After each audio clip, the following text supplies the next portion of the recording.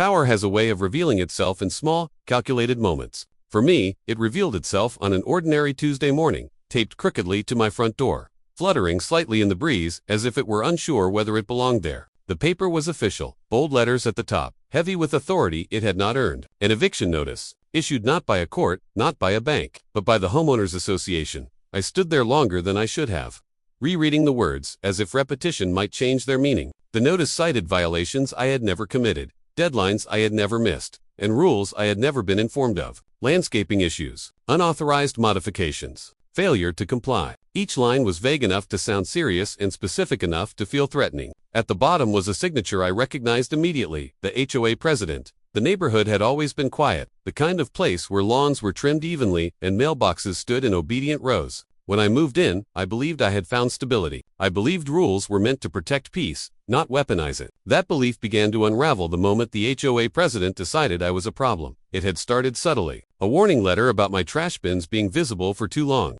A fine for a fence that had been standing for years before I bought the house. Comments during association meetings that felt less about policy and more about control. I had complied each time, paid each fine, adjusted each detail, believing cooperation would end the scrutiny. It didn't. It sharpened it. The HOA president thrived on visibility. He liked authority worn loudly, liked reminding residents who signed off on approvals and who enforced consequences. He spoke in absolutes and carried himself as though the neighborhood were his personal jurisdiction. Over time, it became clear that rules applied differently depending on who you were. Longtime residents were forgiven. Friends were overlooked. Those who questioned him became examples. I had questioned him once. Just once. During a meeting, I asked for clarification about a fee increase that seemed poorly documented. The room had gone quiet. His smile had tightened. From that moment on, I was no longer just a homeowner. I was a challenge. The eviction notice wasn't just about the house. It was about dominance. It was meant to scare me into submission, to remind me that resistance came with consequences. He knew I lived alone.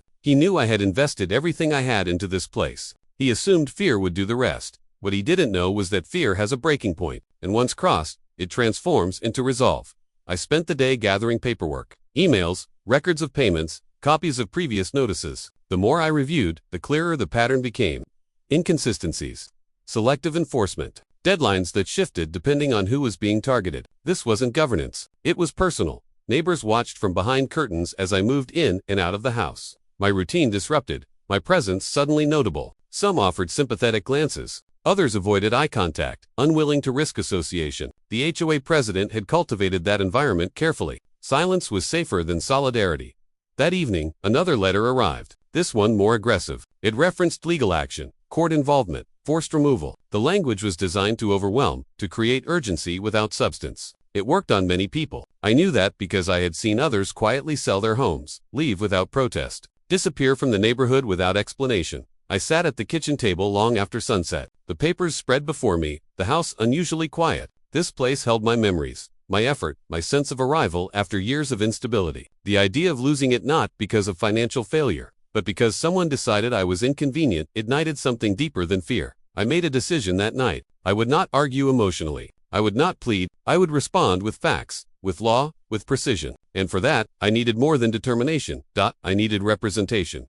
The HOA president assumed I would show up alone to the hearing he scheduled. Flustered and defensive. He assumed I would try to explain myself, to negotiate, to apologize for things I hadn't done. He assumed wrong. In the days leading up to the hearing, his behavior escalated. Additional fines appeared in the system. Emails grew shorter, colder, more authoritative. He copied other board members, framing the situation as urgent. As though I were a threat to the order he maintained. I remained silent. That silence unsettled him more than any argument could have. Without my responses, he controlled the narrative at least. He thought he did. He didn't realize that while he was sending notices, I was preparing a case. The morning of the hearing arrived with a clarity that felt deliberate. I dressed simply, calmly, refusing to mirror the chaos he had tried to create. The meeting was held in the community center, a room I had sat in before, listening to rules being recited and motions being passed without question. When I arrived, he was already there, seated at the head of the table, papers neatly arranged. Confidence radiating from him as he greeted board members. He barely acknowledged me, offering a glance that lingered just long enough to remind me of the power he believed he held. Residents filtered in quietly, curious but cautious. Evictions were rare, but not unheard of. People wanted to see how it would unfold. To confirm what happened to those who crossed the wrong person, the HOA president began reviewing the case methodically. His voice steady, rehearsed. He outlined the violations, the known compliance, the necessity of action. He spoke as though the outcome were already decided, as though the meeting were a formality rather than a process. I listened without interruption. I watched him speak with certainty built on assumption. And as he finished, he looked at me for the first time that morning, expectation flickering in his eyes. That was when the door opened. The sound was subtle, but it cut through the room with unmistakable presence. Footsteps measured, confident. A figure entered, carrying a briefcase, posture upright, expression unreadable. The HOA president turned instinctively, irritation already forming until recognition replaced it. The shift in his face was immediate. The confidence faltered. The room's energy changed, because the person who had just walked in was not there by accident, and the HOA president knew exactly what that meant. The balance of power was about to change, and the story was only just beginning. The room did not erupt into chaos when the lawyer walked in. There were no gasps, no whispers loud enough to draw attention. Instead, there was something far more unsettling for a man who thrived on control silence. A heavy collective stillness settled over the community center, as if everyone present instinctively understood that the direction of the meeting had just shifted. The HOA president straightened in his chair, the practiced authority in his posture faltering just slightly. He adjusted the papers in front of him, though they were already aligned, a small, unconscious attempt to reclaim composure. His gaze followed the lawyer's movements with forced neutrality, but the tension in his jaw betrayed him. This was not the scenario he had prepared for. The lawyer did not rush. Every step was deliberate, unhurried, as though time itself had bent to accommodate her presence. She took a seat beside me without ceremony, placing the briefcase neatly at her feet. The gesture was quiet, almost casual, yet it carried weight. It signaled readiness, confidence, and a familiarity with rooms where power was challenged and reshaped. The HOA president resumed speaking, but his voice had changed. The smooth certainty from earlier had thinned, replaced by a careful restraint. He reiterated the alleged violations, but now his words sounded less like declarations and more like questions posed to the room. He emphasized policy, procedure, and compliance, clinging to the framework he believed protected him. What he failed to realize was that frameworks only protect those who operate within them. As he spoke, the lawyer observed silently. She took notes, occasionally glancing at documents I had provided her days earlier. There was no interruption, no immediate confrontation. She allowed him to finish, to lay out his case fully, to commit to his version of events in front of witnesses. When he finally concluded, the room waited. All eyes shifted toward our side of the table. The HOA president leaned back slightly, arms crossing, a defensive posture masked as confidence. He expected resistance. He expected denial. He expected emotion. What he received instead was precision. The lawyer stood calmly, her presence commanding without volume. She began by outlining the legal limitations of an HOA's authority, referencing statutes that defined the boundaries he had repeatedly crossed. She spoke of due process, of proper notice, of the difference between community governance and personal retaliation. Each point was delivered evenly, supported by documented evidence. Emails appeared on the table, records of selective enforcement, photos of identical violations on other properties that had gone unaddressed, financial statements showing inconsistent fines, timelines that revealed how scrutiny intensified immediately after I questioned the fee increase that the narrative he had controlled so carefully began to fracture. Board members shifted in their seats, exchanging glances they had never dared share before. For the first time, they were not hearing filtered summaries or one-sided reports. They were seeing patterns laid bare, stripped of justification. The lawyer continued, now addressing the eviction notice directly. She explained the legal threshold required for such an action and demonstrated, point by point, how none of those conditions had been met. She highlighted procedural failures, unauthorized actions, and language in the notice that exceeded the HOA's legal scope. With every sentence, the HOA president's authority diminished. His earlier confidence gave way to visible discomfort. He attempted to interject once, but stopped himself, realizing interruption would only underscore his unraveling control. The room no longer felt like his domain. What had once been an audience now felt like a jury. Residents listened intently, some with expressions of shock, others with quiet recognition. They had sensed unfairness before, but they had never seen it articulated with such clarity.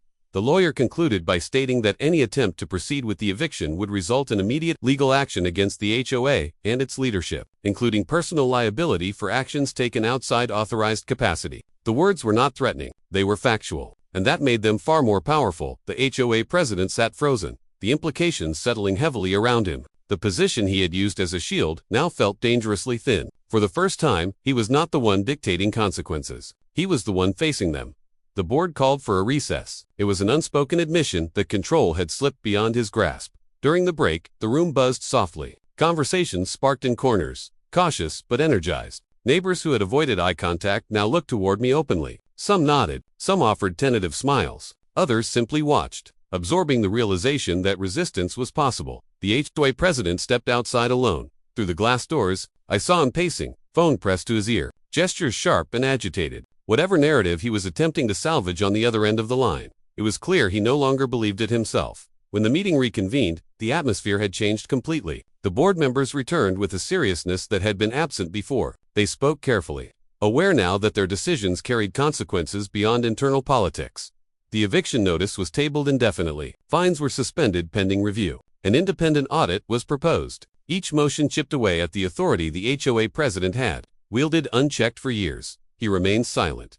For a man who had built his identity around control, silence was the most damning outcome of all. As the meeting adjourned, residents lingered longer than usual. Conversations continued openly. Questions were asked. Doubts were voiced. The spell of unquestioned authority had been broken, and people were not eager to let it reform. The lawyer gathered her things, offering a brief nod that carried reassurance without sentiment. The work was not over, but the direction was clear. As I stepped outside into the afternoon light, the neighborhood felt different. The same houses stood in orderly rows. The same lawns were trimmed to regulation height. But beneath the surface, something fundamental had shifted.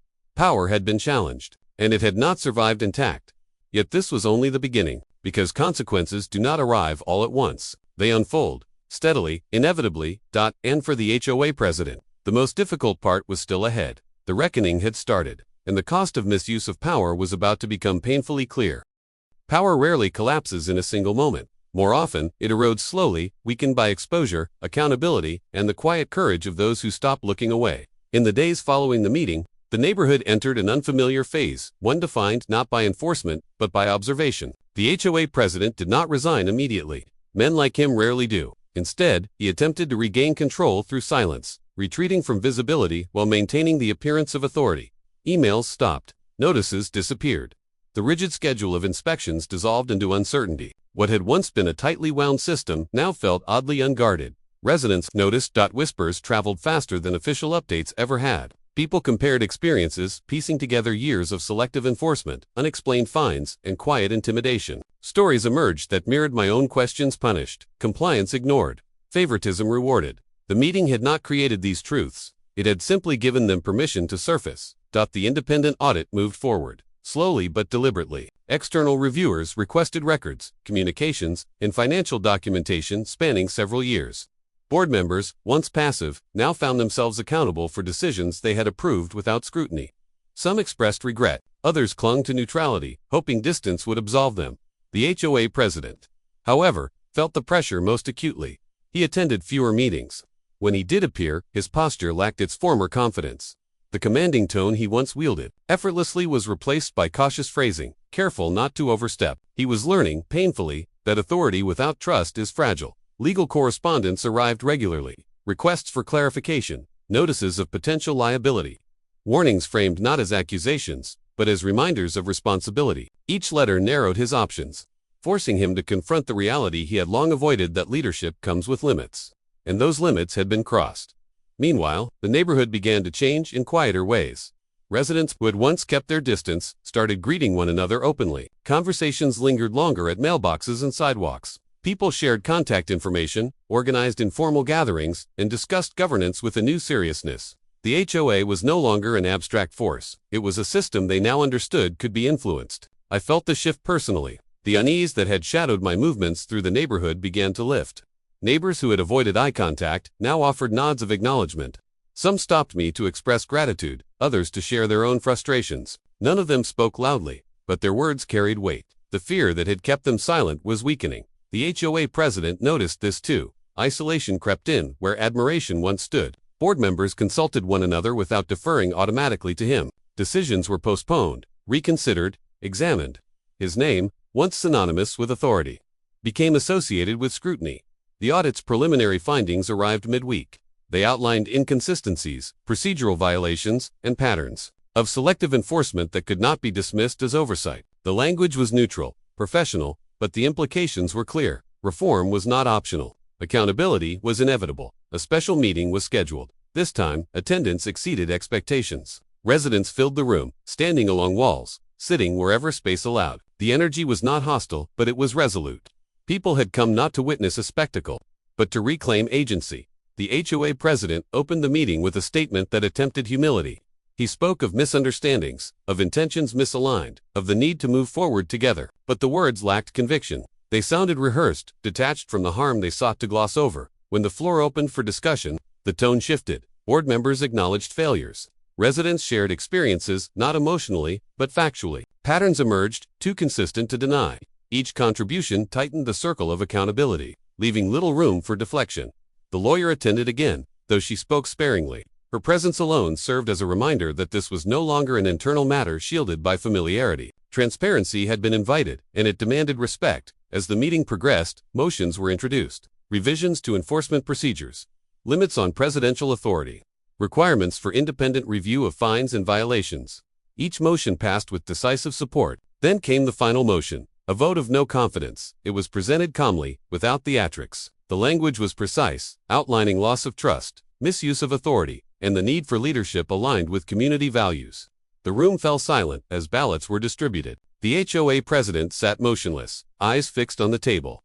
For the first time since I had known him, he looked small, not diminished by circumstance, but by the realization that power borrowed without integrity must eventually be returned. The votes were counted. The outcome was decisive. His removal was effective immediately. There was no applause, no celebration, just a collective exhale, a recognition that something difficult but necessary had been done. The meeting adjourned quietly. People left in groups, conversations low but purposeful. Outside, the evening air felt lighter, as though the neighborhood itself had released a held breath. The HOA president exited alone. I watched from a distance as he walked to his car. Movements slower, less assured. He paused briefly, as if considering turning back, then continued on. The authority he had wielded for years had dissolved, not through confrontation, but through exposure. In the days that followed, changes accelerated. Interim leadership implemented reforms. Communication improved. Transparency became standard. The HOA shifted from enforcement-driven to community-focused, its purpose redefined by those it served. Justice, I realized, does not always roar. Sometimes it works quietly, dismantling harm piece by piece until nothing unjust remains standing. Yet, as satisfying as the outcome felt, it carried a deeper lesson. Power misuse does not simply disappear. It leaves scars, it teaches caution, and it demands vigilance from those who replace it. The story was not over, not for the neighborhood, and not for me, because true resolution is not found in removal alone, but in rebuilding trust where it was broken. And that work was just beginning. With authority reshaped and lessons learned, the final chapter awaited, one that would test whether justice could endure beyond the fall of a single man. The weeks following the HOA president's removal were quieter, but not empty. Silence returned to the neighborhood, yet it was no longer the kind born of fear or avoidance. It was a working silence, filled with intention, reflection, and careful rebuilding. Where authority had once hovered like a threat, responsibility now settled like a shared weight.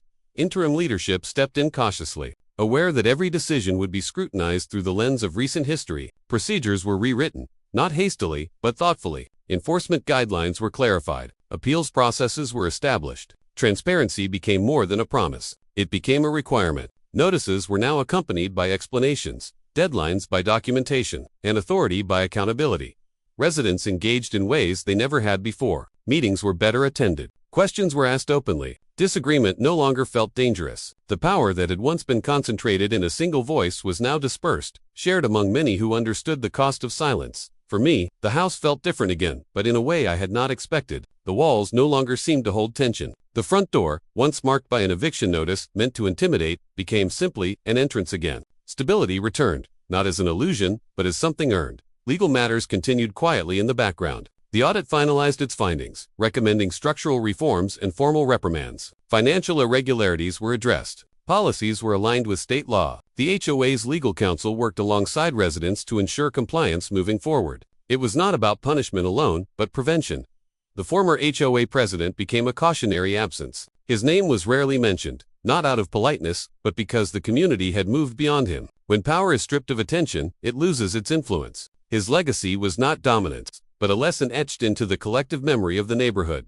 What surprised me most was how personal the resolution felt. I had entered the conflict defending my home, my investment, my right to exist without harassment. I emerged understanding something larger, that standing firm against injustice can create space for others to breathe.